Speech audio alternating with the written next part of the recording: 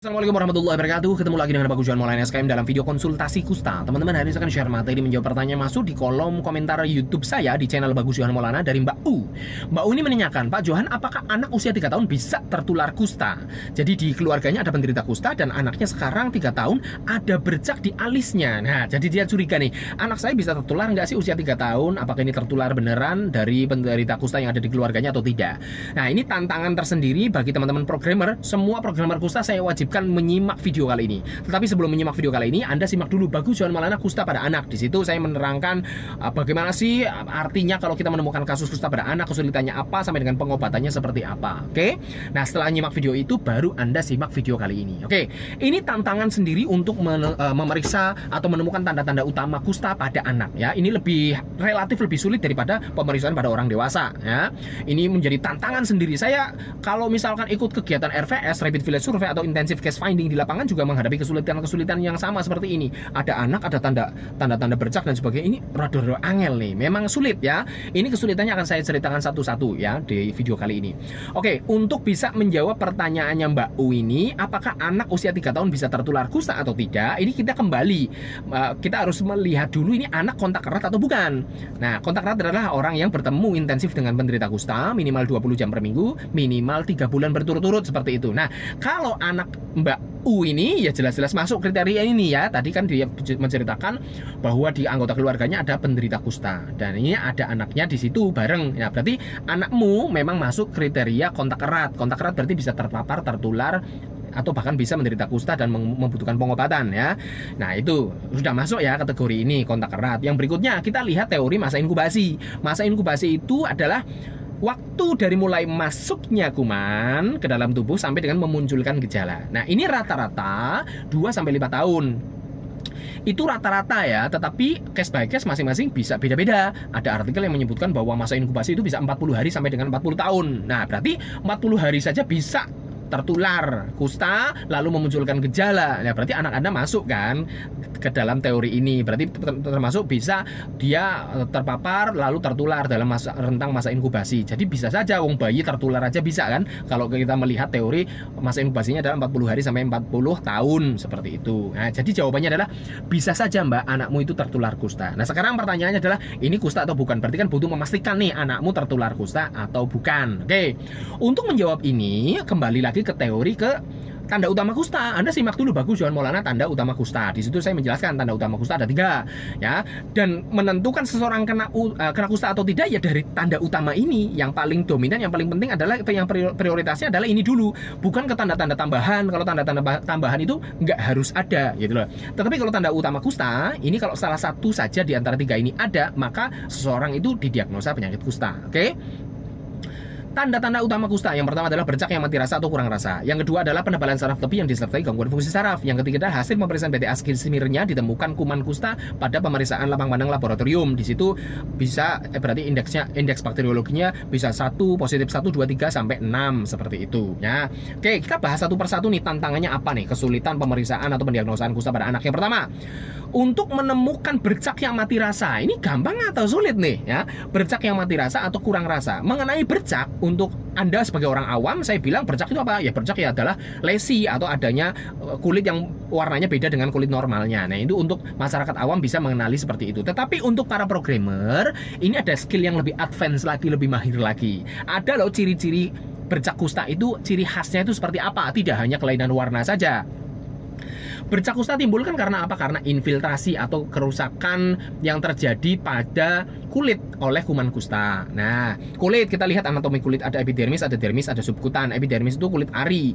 Kulit ari berarti kulit yang paling luar, di situ yang tipis. Yang berikutnya lapisan kedua ada dermis. Dermis itu adalah kulit yang sebenarnya. Di situ ada folikel rambut, di situ ada kelenjar sebum atau minyak, di situ ada kelenjar keringat, di situ ada pembuluh darah, ada pembuluh saraf ya, seperti itu. Nah, di situ kerusakan terjadi. Ya, terus di bawah ada subkutan. Subkutan itu lapisan lemak. Nah, kalau kusta kumannya itu melakukan infiltrasi atau perusakan pada kulit, pada dermis, itu mengakibatkan termasuk di situ perubahan warna. Makanya terjadi lesi itu seperti itu. Tapi tidak hanya perubahan warna, tetapi nah itu tadi komponennya juga pada rusak nih. Ada pembuluh darahnya di situ juga bisa rusak kapilernya, ya, pembuluh darah yang kecil-kecil. Di situ ada pembuluh saraf, di situ bisa terjadi kerusakan saraf sensorik sehingga tidak terasa bercaknya. Di situ ada kelenjar sebum atau kelenjar minyak sehingga minyaknya tidak keluar. Kelenjar keringat juga keringatnya tidak keluar. Terus di situ ada folikel rambutnya bisa rontok. Jadi ada ciri khas pada bercak kusta di situ karena air dan minyaknya tidak keluar sehingga di situ kering bercaknya. Kering, tetapi di situ kulit ari paling luar juga rusak ya sehingga mengkilap. Kering, mengkilap, tidak ada rambut. Itu ciri-ciri bercak pada kusta. Nah, ini dengan standar ini, dengan ini berarti bisa menjadikan pertimbangan nih untuk screening ya, terutama pada programmer kusta nih ya. Lakukan screening. Ini bercaknya seperti apa bentuknya? Dari situ kita bisa memilah-milih nih anak ini bercaknya seperti apa. Itu bisa cukup membantu atau tidak nih ya. Bisa dikenali bercaknya dengan ciri-ciri seperti itu. Yang berikutnya, kita tentunya juga melakukan screening dong tentang riwayat bercak itu. Apakah bercak itu bawaan lahir atau gimana? Kalau bercaknya bawaan lahir ya jelas itu bukan bercak kusta ya. Karena tidak ada penderita kusta yang membawa bercak kusta sejak lahir, karena kusta tidak diturunkan melalui proses kelahiran, melalui genetika seperti itu. Kalau misalkan Anda menemukan ibunya kena kusta, anaknya kena kusta, yaitu karena kontak erat dan itu karena menular dari ibu ke anaknya. Anaknya setelah lahir maksudnya, bukan menular dari dalam kandungan seperti itu. Nah, jadi kalau misalkan bercak anak ini, Mbak U ini anaknya bercaknya sejak kapan? Kalau ini bercaknya memang bawaan lahir ya sudah, itu pasti bukan kusta. Nah, terus riwayat sebelumnya apa sebelum ada bercak ini? Bercaknya apakah karena trauma? Bercaknya karena misalkan trauma benda fisik, benda tajam, trauma benda kasar, jatuh, atau kena air panas, cairan kimia yang mengiritasi dan sebagainya. Kalau memang itu karena trauma, ya udah, tepiskan, itu pasti bukan bercak kusta. Gitu ya, untuk pengenalan bercaknya seperti itu. Yang berikutnya kita membahas mati rasa atau kurang rasa. Nah, di sini yang tantangan yang luar biasa. Memang pemeriksaan mati rasa atau uji mati rasa itu standarnya menggunakan kapas, tapi kapas ini nggak bisa diaplikasikan jika ini usianya anak-anak.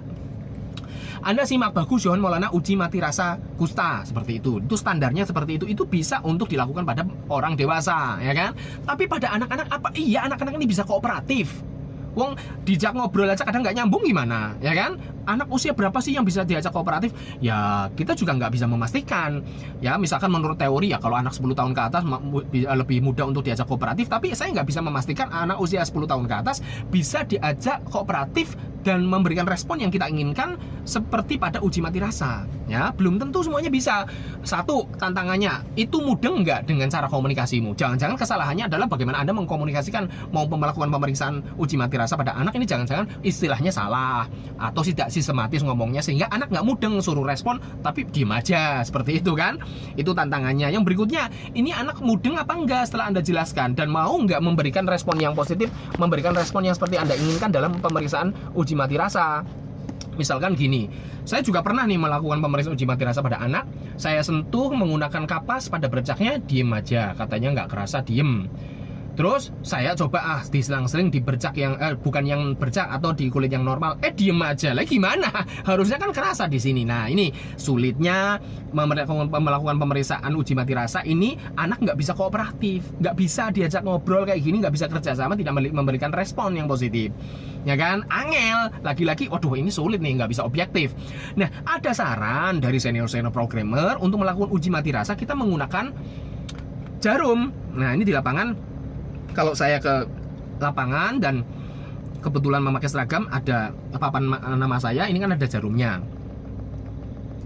Saya biasa menggunakan jarum ini untuk pemeriksaan pada anak. Nah caranya bagaimana? Anak ini harus dialihkan perhatiannya. Kalau tadi pemeriksaan menggunakan kapas kan kita malah secara terang-terangan mau melakukan pemeriksaan, kita komunikasikan karena kita mengharapkan adanya respon yang baik, ya kan, yang sesuai. Tetapi kalau menggunakan jarum itu justru kita melakukannya secara diam-diam. Kita menjelimur dulu, istilah orang Jawa itu mengalihkan perhatiannya dulu. Misalkan anak itu usia SD atau usia TK, kita ngobrol dunianya dia dulu kan, pendekatannya seperti itu. Gimana tadi diajarin Bu Guru baca doa apa, ya kan? Tadi diajarin guru nyanyi apa di sekolahan, gimana gimana sih? Kamu tahu lagu ini enggak? Yuk nyanyi bareng. Diajak ngobrol seperti itu, dialihkan perhatiannya. Saat kita sedang mengalihkan perhatiannya, kita diam-diam melakukan uji mati rasa seperti ini menggunakan jarum, ditutul, disentuh, ditutul gitu pada bercaknya. Harapannya tuh kalau misalkan dia mati rasa kan pasti dia diam aja gitu loh. Logikanya gitu. Kalau dia masih terasa, dia akan merasakan nyeri dan dia akan menarik diri seperti itu. Nah, tapi lagi-lagi ini bisa dikritisi juga. Dikritisinya gini. Anda bisa nggak melakukan pengalihan perhatian? Ya, bisa aja di sini Anda nggak efektif. Sudah mengalihkan perhatian, ternyata dia curiga. Apalagi dia sudah melihat dari awal Anda memegang jarum. Maka dia hati-hati dan ngelirik ke bawah terus, malah memperhatikannya adalah jarum yang Anda bawa, bukan kepada obrolan yang sedang dialihkan perhatiannya gitu kan. Itu Anda sudah gagal duluan di situ. Yang berikutnya, uji mati rasa itu kan standarnya menggunakan kapas. Kapas itu kan memang didesain, itu merupakan standarisasi karena apa? Harusnya orang normal itu disentuh kapas saja kerasa gitu loh, normalnya. Tapi pada kusta disentuh kapas tidak terasa. Nah, kalau kapas itu diganti dengan menggunakan jarum, bisa saja dia sebenarnya mati rasa menggunakan kapas, tapi tatkala Anda memeriksa menggunakan jarum, dia terasa. Jadi sebenarnya dia kusta, tapi nanti dianggap bukan kusta karena terasa. Yang seharusnya menggunakan kapas yang begitu lembut, tetapi ini menggunakan jarum. Seharusnya menggunakan kapas, dia kok sebenarnya tidak terasa dan dia diagnosa kusta, tapi gara-gara Anda menggunakan jarum, dia kerasa, akhirnya diagnosa bukan kusta. Itu tantangan tersendiri. Yang berikutnya, tantangan lagi adalah bisa saja anak itu sebenarnya terasa nyeri, ya, ditutul menggunakan jarum seperti itu, tapi karena orangnya cuek menganggap ya lah paling itu nyamuk dan sebagainya. Anak kecil berpersepsi seperti itu karena intensitas nyerinya juga tidak seberapa, jadi dia tidak menarik diri. Jadi nanti Anda menganggap dia kusta gara-gara tidak menarik diri, padahal dia sebenarnya ditutul ini kerasa. Nah, ini kesulitannya mengenali mati rasa pada anak itu ya kayak gini di lapangan ya. Itu. Oke, yang berikutnya, tanda utama kusta yang kedua adalah penebalan saraf tepi yang disertai gangguan fungsi saraf. Untuk mengenali penebalan saraf tepi, nah mungkin ini juga kesulitannya adalah pada subjektivitas Anda sebagai pemeriksa, sebagai tenaga kesehatan. Anda biasa memeriksa penebalan saraf tepi itu pada orang dewasa. Oh, yang namanya penebalan saraf tepi itu tebalnya segini. Seberapa kenyalnya sih? Melebarnya seberapa sih? Diameternya membesarnya seberapa milimeter sih? Anda mungkin terbiasa pada orang dewasa, tapi bagi anak, Anda mungkin tidak terbiasa, Anda sehingga ya subjektivitas Anda terganggu nih. Ini segini itu termasuk tebal atau tidak ya? Segini itu termasuk sudah lunak atau belum ya, keras tidaknya. Nah, ini lagi-lagi kembali ke jam terbang dan benar-benar subjektivitas Anda ini dominan di situ. Nah, ini sulit kan? Lagi-lagi karena tidak objektif untuk mengenali penebalan fungsi saraf. Nah, terus penebalan fungsi saraf ini kan satu kalimat yang utuh. Penebalan fungsi saraf yang disertai gangguan fungsi saraf. Gangguan fungsi saraf ini kan bisa sensorik, bisa motorik. Misalkan kalau sensoriknya berarti di telapak tangan atau telapak kaki. Nah, telapak tangan atau telapak kaki itu standarnya, Anda simak deh, Bagus Johan Maulana standarisasi pemeriksaan kusta di situ. Ya, di sini standarnya menggunakan bolpen. Kalau menggunakan bolpen itu pada orang dewasa, suruh pejamkan mata. Lalu ini harus napak juga biar jarinya nggak goyang-goyang saat dites menggunakan bolpen, ya kan? Ditekan diameternya, cekungan diameternya ini 1 cm. Nah, ini bisa nggak dilakukan di anak-anak, ya kan? Kalau anak-anak menggunakan bolpen misalkan, lah ini bisa napak nggak? Terus lagi-lagi mengalihkan perhatiannya bukan mengalihkan perhatian. Kalau ini menggunakan bolpen berarti harus perhatian malah. Perhatian, ini terasa atau tidak terus ditunjuk. Nah, ini anak-anak bisa kooperatif atau tidak? Nah, kecuali menggunakan jarum. Kalau jarum malah kita harus mengalihkan perhatiannya lagi. Tapi bisa nggak? Sukses nggak Anda mengalihkan perhatiannya? Ya kan?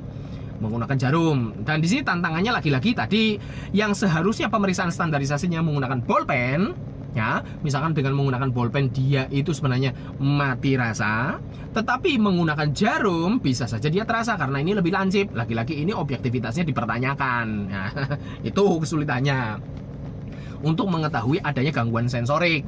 Lah, untuk mengetahui gangguan motorik angel lagi, lebih sulit lagi, ya kan? Gangguan motorik misalkan ini saraf radialis kuat apa enggak, kita kuat-kuatan dan sebagainya. Bisa enggak nih diajak, wow, ayo ngotot.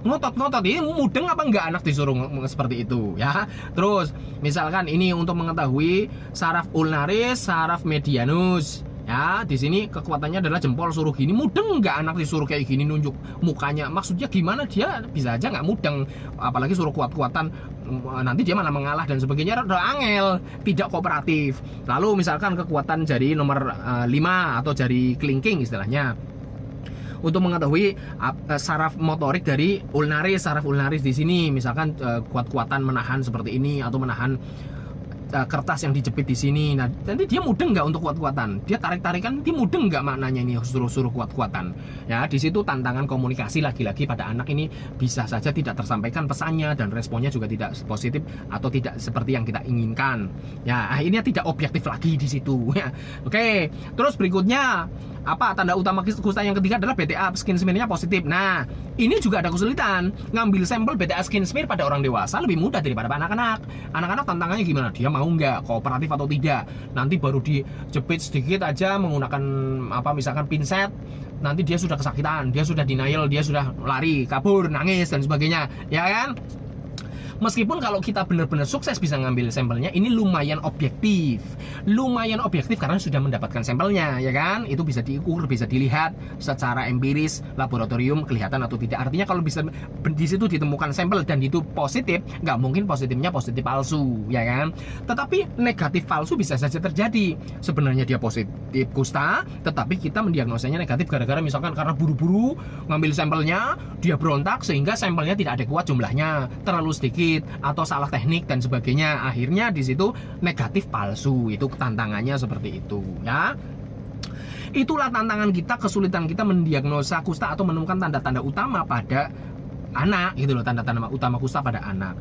Lalu gimana nih kalau misalkan waduh ini rada-rada bingung nih, bercak yang mati rasa juga rada bingung, penebalan saraf yang disertai gangguan fungsi saraf kita nggak dapatkan tanda-tandanya, mau melakukan pemeriksaan BTA skin smear takutnya nangis dan sebagainya. Wes lah gini ya, kalau bingung-bingung rujuk saja ke spesialis kulit gitu loh. Kalau Anda memang tetap mencurigai dia. Mencurigai karena apa? Ya karena ada bercak tetap, dan dia juga ada riwayat kontak erat dengan pasien kusta, kan berarti statusnya suspek. Kalau suspek berarti harus tetap terjawab. Jangan sampai ini suspek sih, tersangka, kita curiga, kita menduga dia kena kusta tapi diem-diem saja tidak melakukan apapun. No, salah. Ya, kalau dia kriterianya suspek atau tersangka atau dicurigai kusta, Anda harus terus mengupayakan kepastian. Karena kalau Anda mendiamkan, nah takutnya dia kusta beneran. Kalau kusta beneran kok didiamkan, lah berarti kan dia sedang terjadi perkembangbiakan si kuman lebih banyak, memperbanyak diri, lalu kumannya juga sedang melakukan infiltrasi sehingga bisa timbul kecacatan. Nah, nanti kalau kecacatan Anda yang salah sebagai orang tua. Jadi kalau ini suspek, ya terus diburu sampai dengan ada kepastian. Kepastian salah satunya adalah dengan membawa dia ke spesialis kulit. Seperti itu caranya. Ke spesialis kulit, lalu di sana akan didiagnosa, ya. Entah nanti masuknya poli kulit dulu, nanti mau dirujuk ke saraf atau mau dirujuk ke poli anak dan sebagainya, terserah dokter spesialis kulitnya. Tetapi untuk masuk di sana spesialis kulit dulu, seperti itu, ya. Nah, di sana masuk spesialis kulit, nanti dia didiagnosa nih. Kalau misalkan dari dokter ada kepastian diagnosa klinisnya, oh ini bukan kusta, ini adalah kelainan pigmen, oh ini adalah penyakit kulit yang lain, oh ini adalah jamur dan sebagainya, ya udah stop di situ. Karena suspeknya kita, kecurigaan kita, dugaan kita sudah terbatalkan dengan adanya penegakan diagnosa klinis oleh dokter spesialis kulit. Berarti sudah diagnosa pasti. Stop. Nah, udah selesai. Anda tenang. Oh, ini bukan kusta karena sudah mendapat diagnosa yang pasti.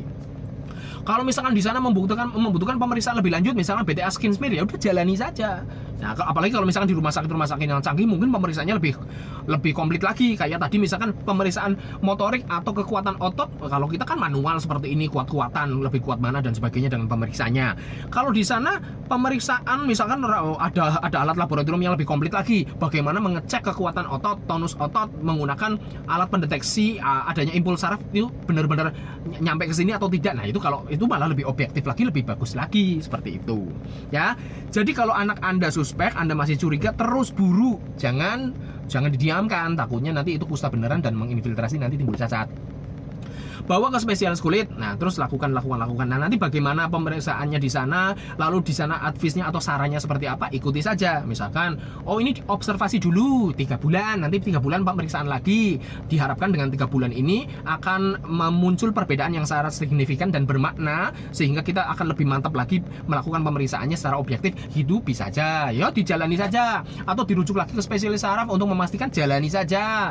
Ya, membutuhkan pemeriksaan tambahan, jalani saja. Disuruh BTA skin smear, jalani saja sampai ada kepastian. Jadi jangan sampai terkatung-katung gitu ya. Terus kalau sudah didiagnosa kusta, ya udah dituruti saja pengobatan kusta. Kan ada juga regimen pengobatan kusta untuk anak. Seperti itu ya Mbak U, ini saran dari saya, tolong dijalani. Terima kasih. Assalamualaikum warahmatullahi wabarakatuh.